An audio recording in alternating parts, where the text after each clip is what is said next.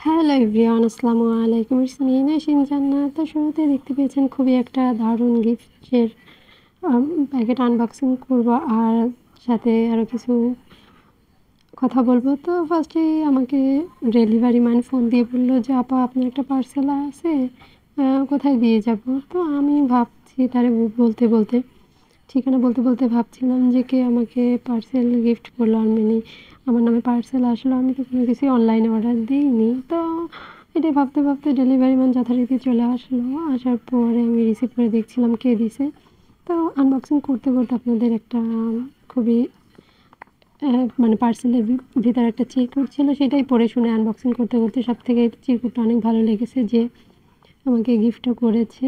সুন্দর একটা চিরকুট দিয়েছিল, সেটাই পড়ে শোনাচ্ছি। সেটা তার ফার্স্টে চিরকুট, my lighthouse of my life, happy birthday Nasin Jannat. ও, আমি চিরকুটটা পড়ে বুঝতে পারলাম যে এটা আমাকে বার্থডে গিফট ছিল আর কি। তো শুরু করা যাক। সারা বিশ্বে 800 কোটি মানুষের মধ্যে মহান স্রষ্টা তোমাকে আমার করে দিয়েছেন। ও মাই গড, কি এমন!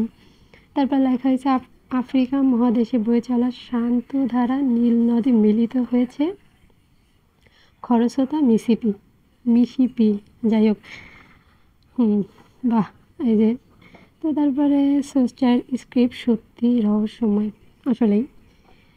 তো তারপরে বার্থডে উইশ করা হয়েছে। তারপরে বলছে যে প্রার্থনা যেন আল্লাহ আমাদের না তোমাকে পরিবেশের সাথে সব কিছুর সাথে মেনে নেওয়ার তৌফিক দান করেন। আলহামদুলিল্লাহ। যাই হোক, যে পার্সেল গিফটটা করেছে খুবই সুন্দর। তো এবার আসি মেন টপিকে।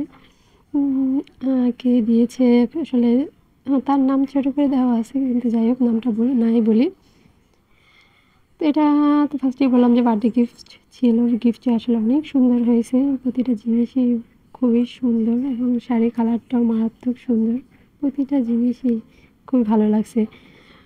তো ফার্স্টে আমি না এই চিরকুটটা ভাবছি যে ভাবছি হয়তোবা যেখান থেকে এগুলা গিফট করছে মানে নিছে সেই জায়গার কোনো কাগজ থাকে না, অনেক কিছু লিখে দেয়।